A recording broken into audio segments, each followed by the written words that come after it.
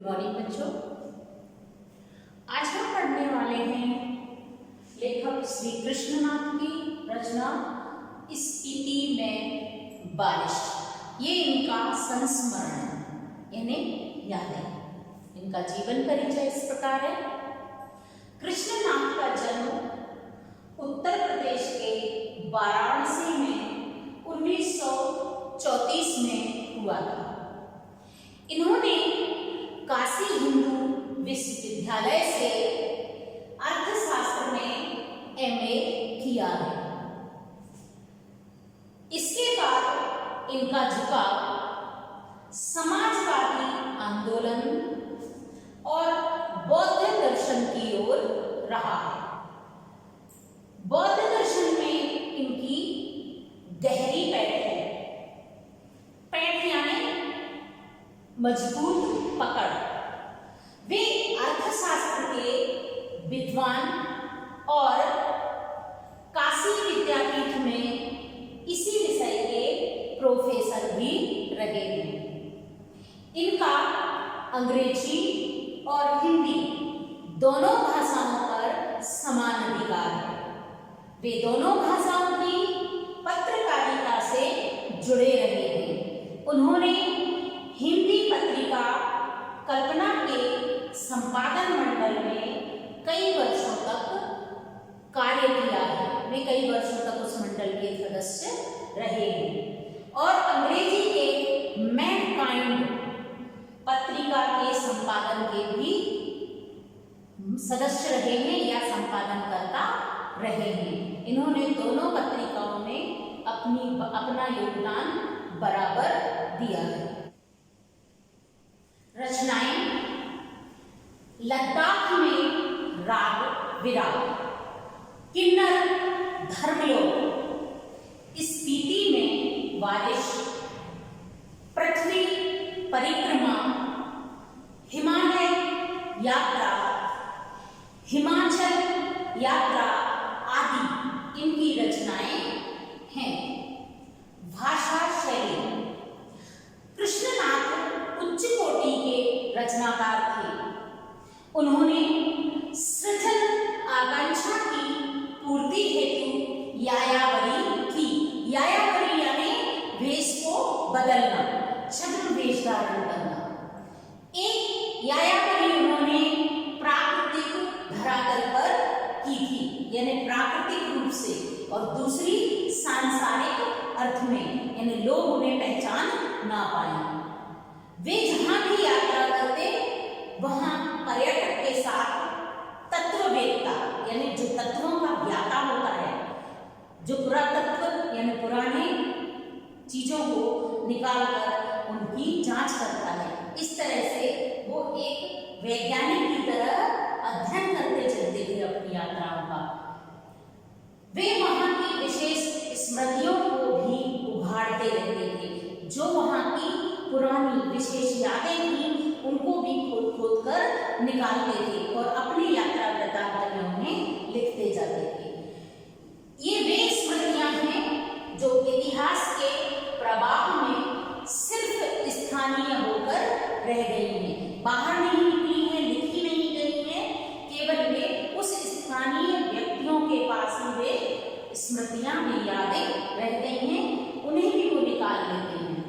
लेकिन जिनका संपूर्ण भारतीय लोकमानस से गहरा रिश्ता रहा है, भले ही वो एक जगह पर वे इतिहास की बातें हों, लेकिन उनका पूरे संपूर्ण मानव समाज पर उनका गहरा एक रिश्ता बना हुआ है। पहाड़ के किसी छोटे बड़े शिखर पर दुबक कर बैठी वह विस्मृत सी स्मृति यानी जो भूली हुई सी याद थी, मानो कृष्णनाथ की प्रतीक्षा कर रही हो। इनके यात्रा वृत्तांत स्थान विशेष से जुड़े होकर भी भाषा, इतिहास, पुराण का संसार समेटे हुए थे। पाठक उनके साथ खुद यात्रा करने लगता है। जब आप उनकी यात्रा वृत्तांत पढ़ेंगे तो ऐसा लगेगा कि इस स्थान पर मैं मौजूद हूँ, मैं वह यात्रा कर रहा हूँ। ऐसे इनके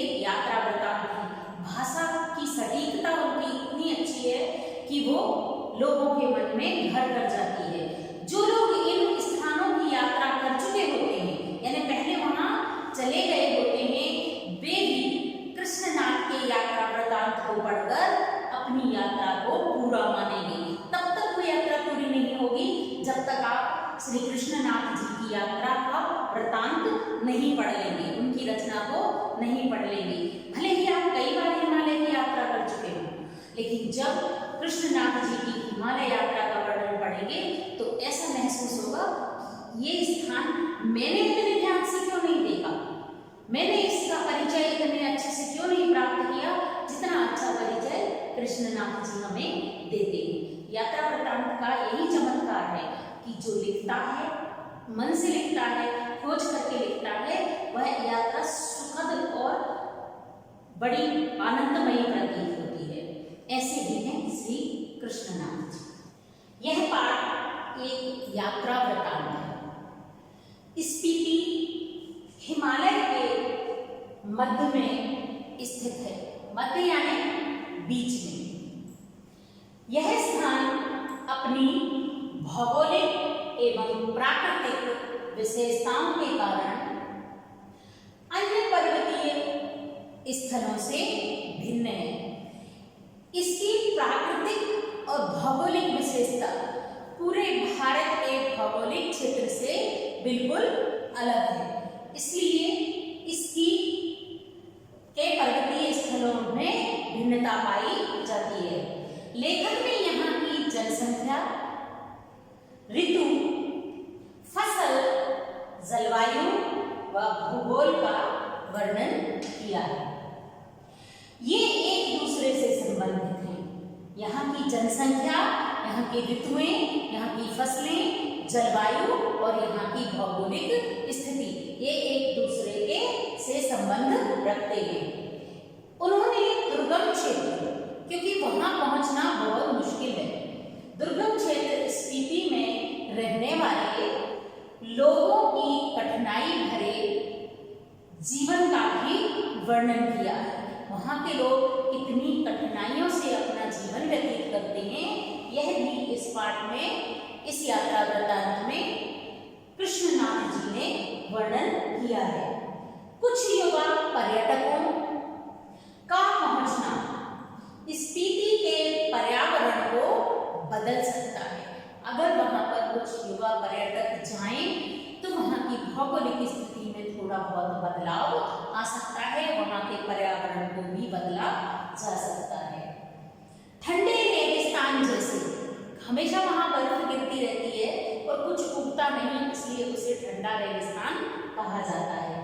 ठंडे रेगिस्तान जैसे स्पीति के लिए उनका आना यहाँ बूंदों भरा एक सुखद संयोग बन सकता है, क्योंकि स्पीति में बारिश नहीं होती है, ना के बराबर होती है। अगर वहाँ पर युवा पर्यटक आएंगे और वहाँ की भौगोलिक स्थिति का थोड़ा, वहाँ के पर्यावरण का थोड़ा सा ध्यान रखेंगे तो शायद ये सुखद संयोग यानी ये सुख चाहने वाले लोग जो वहाँ के वो बन सकता है। लेखक बताते हैं कि हिमाचल प्रदेश के लाहुल स्पीति जिले की ये छोटी सी तहसील है स्पीति। ऊंचे दर्रों व कठिन रास्तों के कारण इतिहास में इसका नाम कम ही रहा है। यहाँ के दर्रे यानी जो पहाड़ों की जो चोटियाँ होती हैं वो बहुत ऊंची ऊंची हैं और स्पीति बिल्कुल बीच में है, तो पर्यावरण का वहाँ पर असंतुलन बना रहता है। आजकल संचार के आधुनिक साधनों में वायरलेस के जरिए ही केलंग व काजा, वहाँ के दो छोटे छोटे क्षेत्र में केलंग और काजा के बीच संबंध रहता है। वायरलेस के द्वारा एक दूसरे से बात की जा सकती है, ये संचार के साधन वहाँ पर पहुँच गए हैं। केलंग के बादशाह को हमेशा, वहाँ पर बादशाह का राज था, तो केलंग के बादशाह को हमेशा अवज्ञा या बगावत का डर बना रहता है कि कोई मेरे आज्ञा का उल्लंघन ना कर दे या यहाँ से कोई बगावत ना कर दे। यह क्षेत्र प्रायः स्वायत्त रहा है, ये कभी अंग्रेजों के भी गुलाम नहीं रहा, उनके हक में नहीं रहा या अंग्रेजों ने उस पर कभी राज्य नहीं कर पाया। वो इतना सुदूर क्षेत्र है और इतना दुर्गम है कि वहाँ अंग्रेजों का क्या किसी का भी पहुंच पाना संभव नहीं था, चाहे कोई भी राजा रहा हो। इसका कारण है यहाँ का भूगोल, यहाँ की जो भौगोलिक स्थिति है वही इसका कारण है कि ये हमेशा स्वतंत्र रहता है। भूगोल ही इसकी रक्षा करता है और वही इसका संहार भी करता है। भौगोलिक स्थिति के कारण लोग जब वहां पहुंच नहीं पाते तो कोई उनको गुलाम नहीं बना सकता, उन पर कोई राज नहीं कर सकता, और इसका संहार करता है भी भूगोल ही है। संहार करना यानी इसको मारना। पहले राजा का हरकारा आता था, हरकारा यानी संदेश पाहक, तो उसके आने तक अल्प बसंत बीत जाता था। बसंत छोटी सी ऋतु, 2 ही ऋतु होती है वहां पर, बसंत ऋतु और शरद ऋतु। बसंत थोड़ा सा कम होता है, 1-2 महीने का होता है, और बाकी ऋतु होती है शरद ऋतु। तो जब तक हरकारा वहां पहुंचता था तब तक बसंत समाप्त हो चुका होता था। यानी केलंग से स्पीति तक आने में इतना समय लग जाता है। बहुत ऊंचे ऊंचे पर्वतों को चढ़कर, दुर्गम पहाड़ियों को चढ़कर ही स्पीति में पहुंचा जा सकता है। जब जोरावर सिंह के हमले के समय स्पीति के लोग घर छोड़कर भाग गए थे। वहां पर एक आतिताई थे जोरावर, उन्होंने स्पीति पर हमला कर दिया था, और उस हमले के समय स्पीति के सारे लोग वहां से भाग खड़े हुए थे, डरकर भाग गए थे अपना दरबार छोड़कर। उसने यहाँ आकर उनके घरों को और उनके विहार यानी मंदिरों को लूट लिया था। स्पीति में जनसंख्या लाहुल से भी कम है। जो लाहुल जिला है, लाहुल स्पीति एक जिला है हिमाचल का, और स्पीति में तो उससे भी कम जनसंख्या है। 1100 लगभग 1901 में यहाँ की जनसंख्या की गणना हुई थी, और उस गणना में यहाँ पर 3231 लोग थे। यानी 1901 में 3231 लोग थे, और आज अब यानी 119 वर्ष बाद 1901 में 3231 लोग हुआ करते थे, और आज लगभग 119 वर्ष बाद भी वहां की जनसंख्या में ज्यादा बढ़ोतरी नहीं हुई है, क्योंकि अब वहां की जनसंख्या है 34,000, यानी 34,000, 30,000 और 4,000, 34,000 वहां की जनसंख्या है। तो ज्यादा वहां की बढ़ोतरी जनसंख्या में नहीं हुई, क्योंकि बहुत दुर्गम क्षेत्र है। लाहुल स्पीति का क्षेत्रफल 12,210 वर्ग किलोमीटर, यानी यहाँ की जनसंख्या प्रति वर्ग में बहुत ही कम है। भारत को यहाँ का प्रशासन जो मिला था वो ब्रिटिश शासन से प्राप्त हुआ था। ब्रिटिश शासन ने ये प्रशासन भारत को सौंप दिया था, क्योंकि वो तो स्वायत्त शासन था वहां पर, वो लोग तो अंग्रेजों के गुलाम थे नहीं, तो उन्होंने ये प्रशासन भी भारत के प्रधानमंत्री को सौंप दिया था। अंग्रेजों ने 1846 ईस्वी में कश्मीर के राजा गुलाब सिंह से यहाँ का प्रशासन लिया था। वहां गए नहीं, लेकिन गुलाब सिंह जी से वहां के प्रशासन को अपने हाथों में ले लिया था, ताकि वे पश्चिमी तिब्बत के ऊन वाले क्षेत्रों में जा सके। बस उन्हें वो उतना दर्रा चाहिए था जिससे वो पश्चिमी क्षेत्र में जा सकें, जहां पर ऊन पैदा होती है, ऊन बनाई जाती है, भेड़ें पाली जाती हैं। इसलिए लद्दाख मंडल के समय यहाँ का शासन स्थानीय राजा, जब लद्दाख मंडल बना था तब वहां का शासन एक वहां का स्थानीय राजा नोनो द्वारा चलाया जाता था। उनका नाम था नोनो।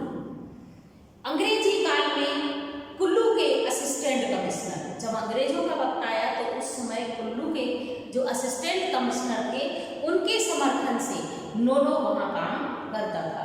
स्थानीय लोग इसे अपना राजा मानते थे, क्योंकि वो आज भी किसी न किसी को अपना राजा या शासक मानते हैं। वहां बिना राजा के लोग रह ही नहीं सकते, क्योंकि उनको लगता है कि राजा ही यहाँ की प्रशासन व्यवस्था को देख सकते। सन 1873 ईस्वी में स्पीति रेगुलेशन में लाहौल व स्पीति को विशेष दर्जा दिया गया है। एक रेगुलेशन पास किया गया था 1873 ईस्वी में, और उसमें लाहौल स्पीति जिला है उसको और स्पीति को एक विशेष दर्जा मिला है। यहाँ पर अन्य कानून लागू नहीं होते, जैसे हमारे भारत के अन्य क्षेत्रों में कानून लागू होते हैं, यहाँ पर कोई और अन्य कानून लागू नहीं होते। यहाँ के लोगों को केवल मालगुजारी इकट्ठा करने, मालगुजारी है ना टैक्स एक प्रकार का, तथा छोटे छोटे फौजदारी के मुकदमों का फैसला करने का अधिकार दिया गया है।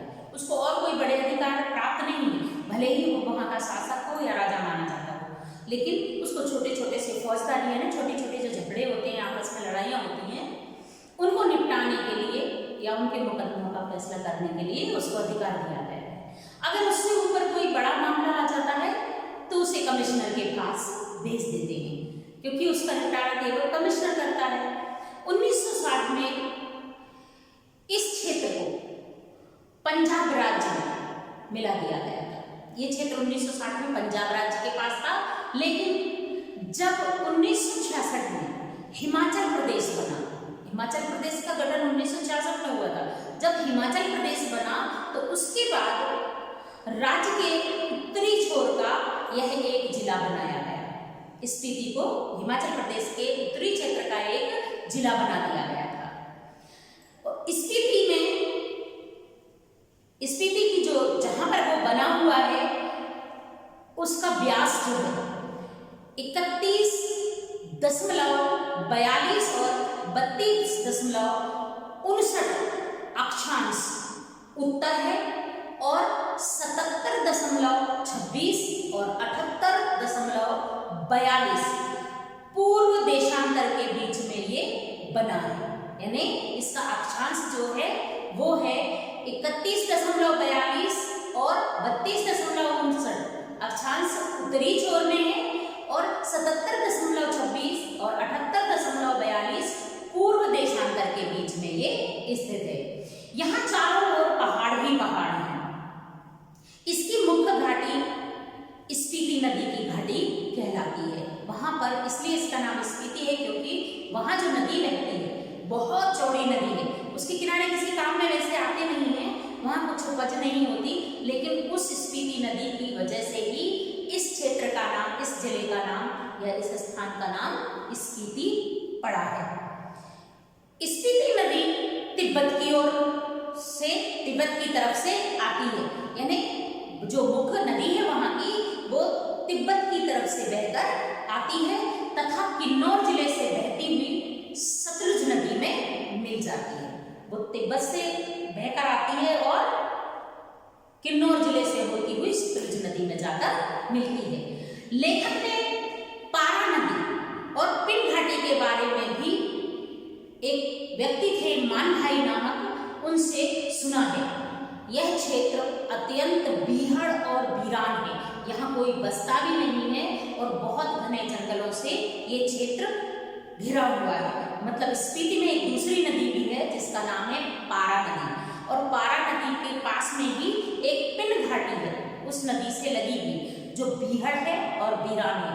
वहां पर कोई रहता नहीं है और ना ही वहां पर कोई जा सकता है। एक तो रास्ता दुर्गम है और ऊपर से बहुत घने जंगल है, बीहड़ होते हैं जंगल।